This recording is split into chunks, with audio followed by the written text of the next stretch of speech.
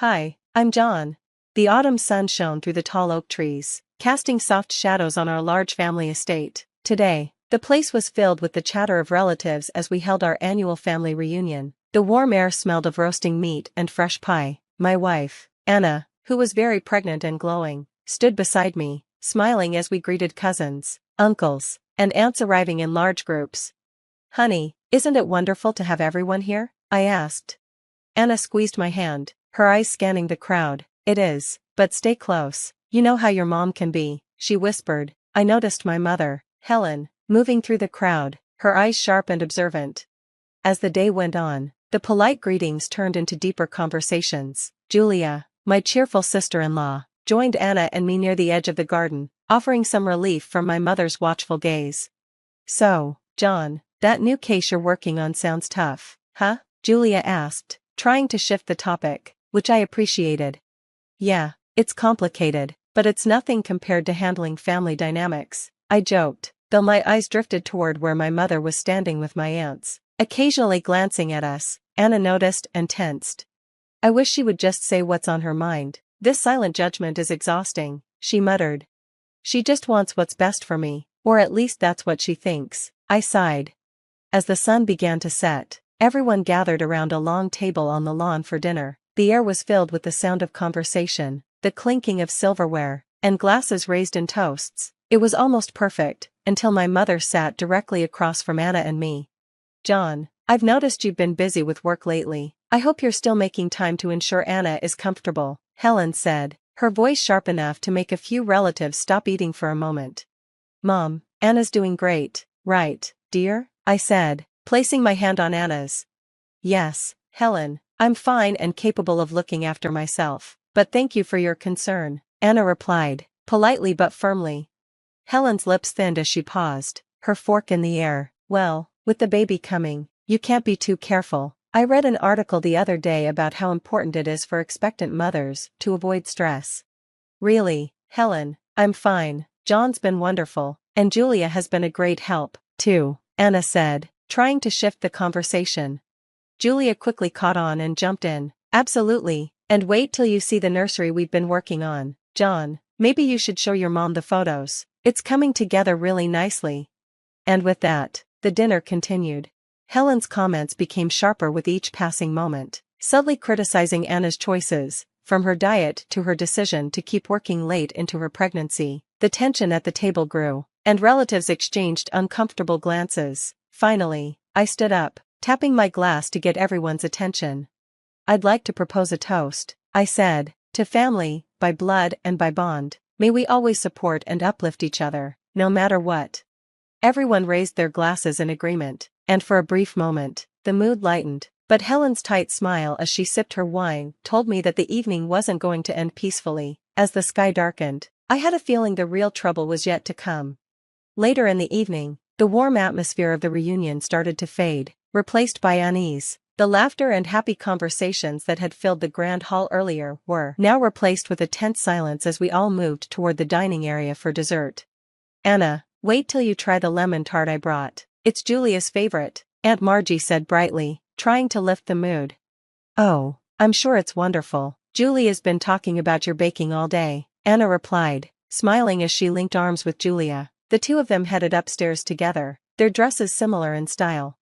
But behind them, Helen's eyes narrowed as she mistook Julia for Anna. Her steps quickened, driven by a mix of resentment and a misguided sense of protectiveness. "I need to speak with you now, Anna," Helen called out, her voice sharp and urgent, but she was really calling out to Julia.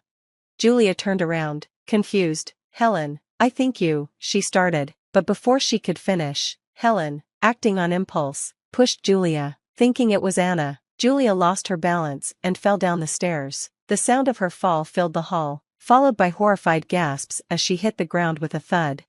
"Julia!" Anna screamed, rushing down the stairs as the family stood in shock. Helen froze at the top of the staircase, her face pale as she realized the terrible mistake she had made.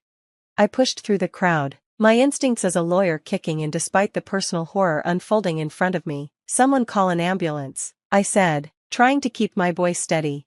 John's command cut through the chaos as he knelt beside Julia, assessing her injuries. "Why would you do this, Helen? She's your niece," Anna's voice trembled with a mix of rage and fear.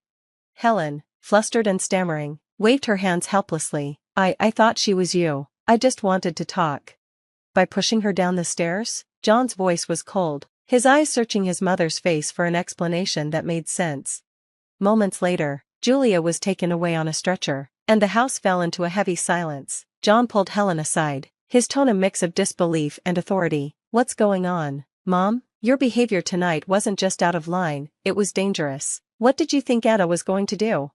It's all those articles and talk shows, Helen muttered, wringing her hands. They say some women trap men with pregnancies. I thought she was manipulating you. Manipulating me? Anna's my wife. We're expecting a baby together. How could you believe such nonsense about her? John's frustration mounted as he ran a hand through his hair, struggling to understand how the mother he once knew had become someone driven to hurt out of irrational fears. I got scared, and seeing her, or who I thought was her, brought it all up, Helen admitted, her voice breaking. John shook his head, trying to process her words. Anna needs me, and Julia deserves justice. We're going to sort this out, but right now, I can't even look at you. He turned back to Anna, who stood by the door, her eyes red and swollen from tears. John's resolve hardened as they both waited for news about Julia's condition. The night air felt heavy with everything left unsaid, and the trust that had once bonded the family now lay shattered. The joyful reunion had dissolved into a harsh, sobering reality. I'm not implying anything, I've seen it. The cake incident was just the beginning. Why do you favor Maddie over Sophie? I pressed, feeling a mix of anger and sadness. Linda hesitated, her facade cracking. It's complicated, Hannah, you wouldn't understand. I need to understand, Linda, for Sophie's sake. She's your granddaughter too, I said, my resolve strengthening. The conversation was tense, with Linda alternating between denial and vague explanations. I stood my ground, making it clear that this behavior had to change.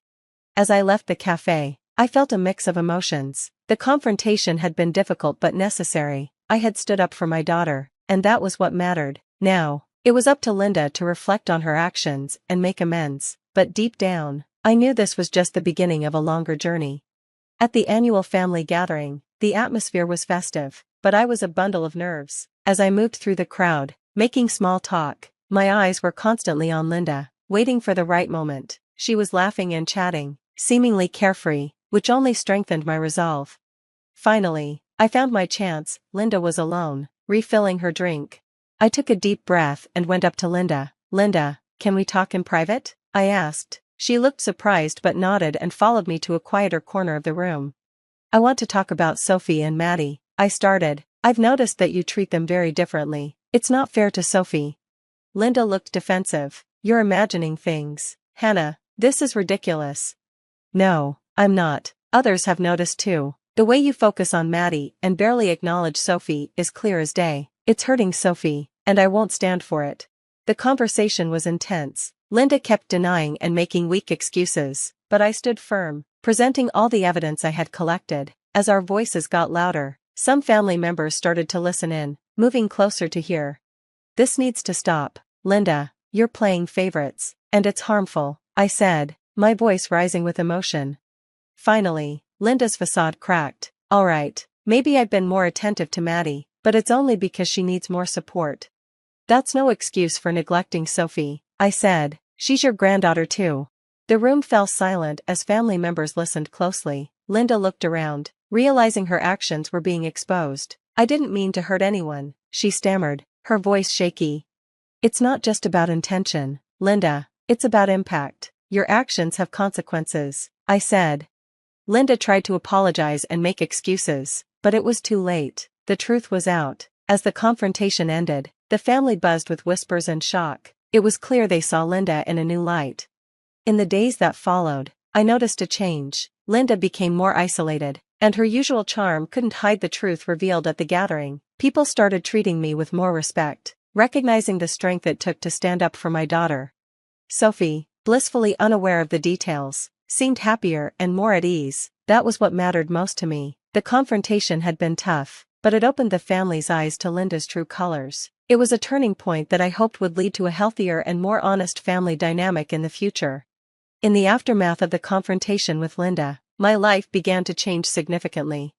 My career as a graphic designer took off with new creativity and recognition. Clients were thrilled with my work, leading to more referrals and exciting projects. More importantly, Sophie and I found a deeper sense of happiness and peace in our daily lives. Her laughter filled our home, showing how much our lives had improved. "Mom, you're the coolest mom ever. Look at all these people loving your designs," Sophie said one evening, her eyes wide with excitement as she looked at my social media feed. I smiled, feeling a strong sense of accomplishment. "We make a great team, don't we, sweetie? Together, we can achieve anything."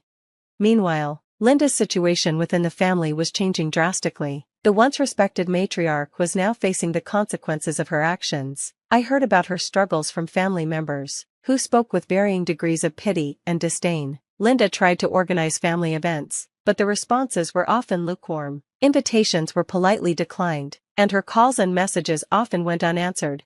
At a family barbecue, I saw firsthand how Linda's status had fallen. She tried to mingle, but people responded with polite nods and quick exits. Gone were the days when family members sought her advice or laughed at her jokes. Instead, they exchanged uncomfortable glances and found reasons to walk away. "Did you see how Aunt Linda was practically ignored when she tried to join the card game?" one of my cousins whispered to me. "Yeah, it's sad, but after what happened with Sophie and me, people are seeing her true colors," I replied, feeling a mix of vindication and sadness about the situation. The change in how the family treated me was noticeable. I went from being just Linda's daughter-in-law to being seen as a strong, independent person who stood up for her child. My opinions were valued, and my company was appreciated, a sharp contrast to Linda's growing isolation. As Sophie's next birthday approached, I was determined to make it special and drama-free. I organized a small, intimate party at our home. The joy and laughter that filled our house that day were a far cry from the previous year's chaos. "This is the best birthday ever, Mom, you're the best," Sophie said, surrounded by her friends. I felt an overwhelming sense of pride and relief. We had not only overcome the challenges of the past, but had emerged stronger and happier. That night, after the guests had left and Sophie was tucked into bed, I sat alone, reflecting on the past year. It had been a journey of immense growth and empowerment. Standing up to Linda had been tough, but it had paved the way for a new life where Sophie and I could thrive without manipulation and favoritism. A text from Linda interrupted my thoughts. "I realize I've lost a lot. I'm sorry for everything. Maybe one day we can talk." Reading her message, I felt a mix of emotions. There was a sense of justice in seeing the consequences of her actions, but also a hint of sadness for the strained family bond. As I turned off the lights and settled into bed, I felt a deep sense of contentment and peace. Sophie and I had faced our challenges with courage and emerged stronger. Our journey was a powerful testament to resilience, the importance of standing up for what's right, and the unbreakable bond between a mother and her daughter.